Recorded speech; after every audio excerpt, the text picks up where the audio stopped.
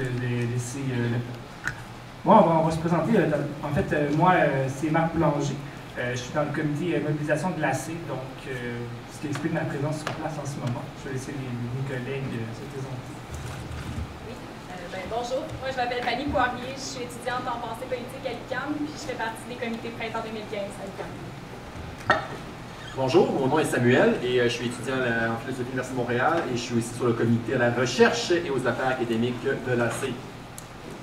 Bonjour, je me nomme René Paquin, je suis chargé de cours ici à l'Université de Sherbrooke en histoire de longue date et je suis aussi premier vice-président du syndicat des chargés de cours de l'Université de Sherbrooke.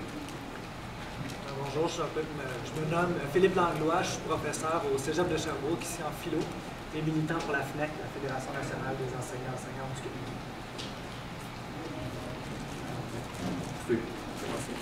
On a discuté sur l'ordre et je vais être le premier à commencer. Alors, c'est une invitation que j'ai acceptée sur le tard, en fait, la semaine dernière, mais qui me plaît beaucoup parce que j'ai eu l'occasion de suivre les grèves de 2005 à 2012 et je m'y intéresse encore après tout ce qui en découle. Alors, en 3 temps, brièvement, de façon assez générale, je vais aborder les thèmes suivants. Donc, le premier, c'est l'austérité. Qu'est-ce que l'austérité?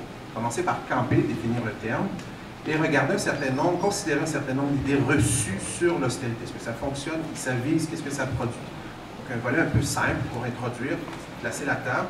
Dans un deuxième temps, on va regarder un ancrage, on va considérer un ancrage mental qui est très, très présent dans le discours sur l'austérité. L'ancrage mental consiste à nous faire d'abord accepter l'idée que la situation est sans alternative. Il n'y a pas de ressources. L'austérité, c'est l'unique possibilité. C'est la planche de salut. On va reconsidérer ça à partir d'un certain nombre de données recueillies par un professeur que vous connaissez bien, qui enseigne la théorie critique à l'Université de Montréal, qui est chercheur pour le réseau La Justice fiscale. J'ai nommé Alain Deneau.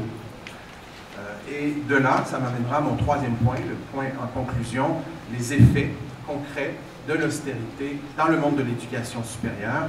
Je prendrai l'exemple du syndicat des chargés de cours à l'Université de Sherbrooke, des chargés de cours également à travers le Québec. Nous sommes 13 000. Et comment ça vous touche, vous, plus directement? Parce que c'est directement lié à ce qu'on fait l'enseignement au premier cycle. On enseigne au moins la moitié des cours. Alors, comment ça nous touche ensemble? C'est un combat commun. C'est quelque chose qui nous affecte concrètement et qui va être c'est un phénomène croissant. Alors, d'abord, l'austérité. Qu'est-ce que l'austérité? Les mesures d'austérité sont des mesures qui visent à équilibrer les finances publiques d'un État ou à réduire l'endettement public par une réduction des dépenses de l'État. Compression budgétaire, élimination de programmes, dégel des coupes d'embauche. Bref, faire plus avec moins. C'est un calcul mathématique. Quels sont les effets de l'austérité? Alors, l'austérité vient réduire les ressources investies dans les services publics. En conséquence, les services à la population sont moins accessibles. Certains programmes sont abandonnés, la pression augmente sur les employés de l'État, les services publics, donc les 3 secteurs santé, petite enfance, éducation sont plus souvent signalés. Cela vient accroître et creuser les inégalités sociales, les problèmes sociaux et retarde la reprise économique. Est-ce que l'austérité, ça marche? Non. En réduisant cette dépense, le gouvernement peut venir aggraver le ralentissement économique. Ce ralentissement va en retour diminuer les revenus fiscaux, ce sera mon deuxième point, du gouvernement. Le résultat net est nul. C'est ce qui se passe actuellement en Europe, qui est retombée en récession à cause de l'austérité. Et non pas l'austérité venue comme planche de salut suite à une récession. C'est un mythe. D'ailleurs, l'Espagne vient de l'illustrer. Malgré l'austérité, la dette n'a pas diminué, l'économie n'a pas repris. En France, on n'en parlera pas, faites vos lectures, c'est un échec. Est-ce que l'austérité est risquée? Oui, elle est risquée. Dans le contexte actuel d'économie québécoise déprimée, le premier risque est d'étouffer la reprise et faire replonger le Québec en récession. Comme le dit par exemple l'économiste Pierre Fortin, l'austérité pourrait nuire gravement à la croissance économique, à la stabilité sociale et à l'efficacité de l'administration publique. Vous pouvez trouver ça dans L'aide du Québec, plaidoyer pour la prudence, blog sur les associations des économistes québécois, 16 octobre 2014. Qui est pénalisé, j'ai encore 2-3 points sur l'austérité, qui est pénalisé par l'austérité? Les femmes. C'est mesuré, c'est chiffré, dans un premier temps. Les jeunes sont de plus en plus nombreux à occuper des emplois à statut précaire. Les régions sont les premières affectées, puisque l'austérité va souvent de pair avec la centralisation. L'ensemble de la population aussi, notamment les plus défavorisés, qui subissent durement les réductions des services publics. Pourquoi mettre en œuvre des mesures d'austérité? Deux choses, le discours officiel et la mesure indirecte. Officiellement, on met en œuvre des mesures d'austérité pour rétablir l'équilibre budgétaire. Indirectement, c'est pour réduire le rôle de l'État et des services publics et favoriser la privatisation. Ne soyons pas dupes. Peut-on parler d'austérité au Québec? Contrairement aux prétentions qu'on entend de la part du gouvernement à plusieurs reprises, peu importe que les efforts de redressement budgétaire entraînent une réduction de la croissance des dépenses ou une réduction en termes absolus de ces dépenses, il s'agit bien de mesures d'austérité et non pas simplement de rigueur. Avec une hausse globale des dépenses budgétaires de 4,8 sur 3 ans, 2014 à 2017, le plan de redressement budgétaire est légèrement moins sévère que la médecine moyenne administrée en Europe qui est de 2,7 et ce, pour des finances beaucoup moins graves que celles de l'Europe. Encore une fois, ne soyons pas dupes. Pouvons-nous faire d'autres choix que l'austérité? Voilà le point intéressant. Bien sûr, le gouvernement devrait d'abord agir vigoureusement pour stimuler l'économie, ce qu'il ne fait pas à l'heure actuelle. Cette inaction a des conséquences déplorables. Ensuite, il pourra augmenter ses revenus en mettant davantage à contribution les entreprises et les particuliers à haut revenu. Oui, la litanie de la gauche. Considérons-la quand même. Je reprends ici quelques chiffres, empruntés à l'ouvrage d'Alain Deneau, Paradis fiscaux, la filière canadienne. On laissera de côté son ouvrage Le Canada noir, qui lui a valu une saga de poursuites de plusieurs millions sur des années. Oui, les intellectuels dérangent.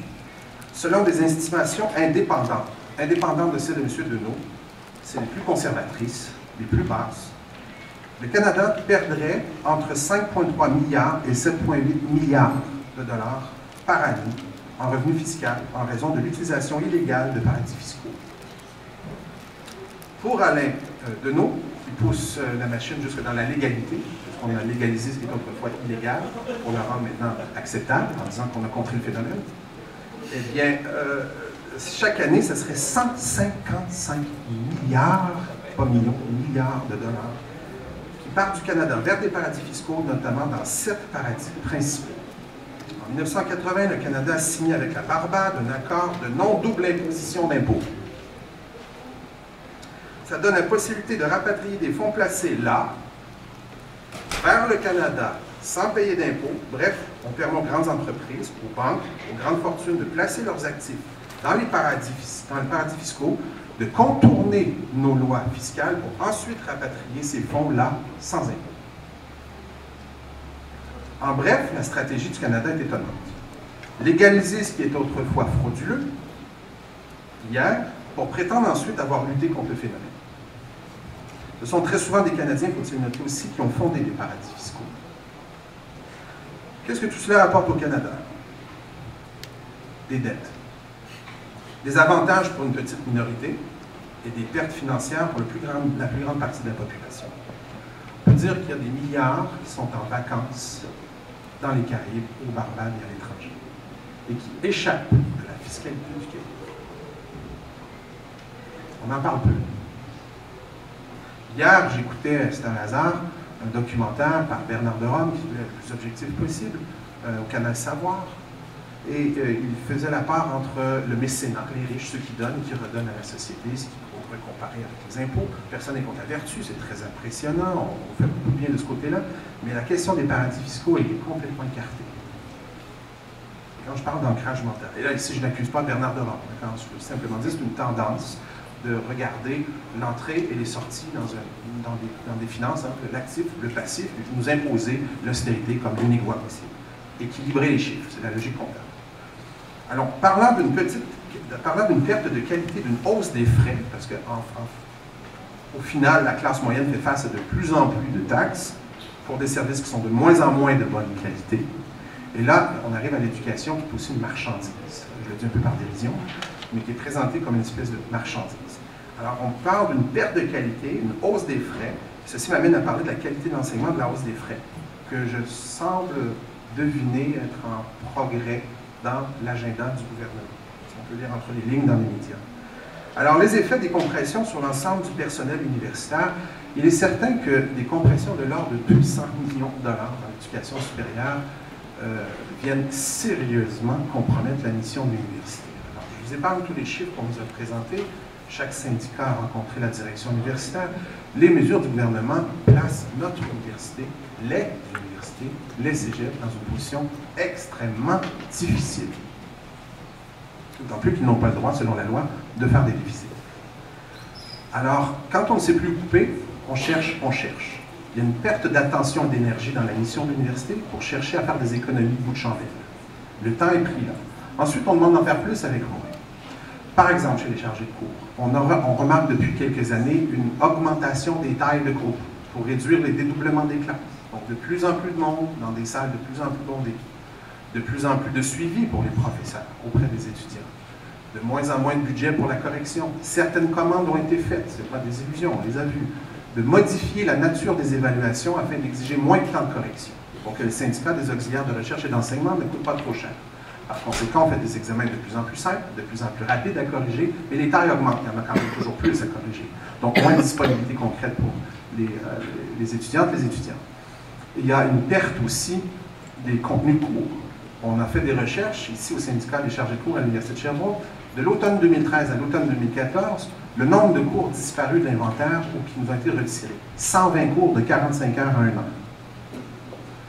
Si on considère, et ils sont rares, les chargés de cours qui enseignent 8 cours par année de 45 heures, ils seraient là à temps plein selon la Convention, ça serait 30 mises à pied à temps plein, en 12 mois.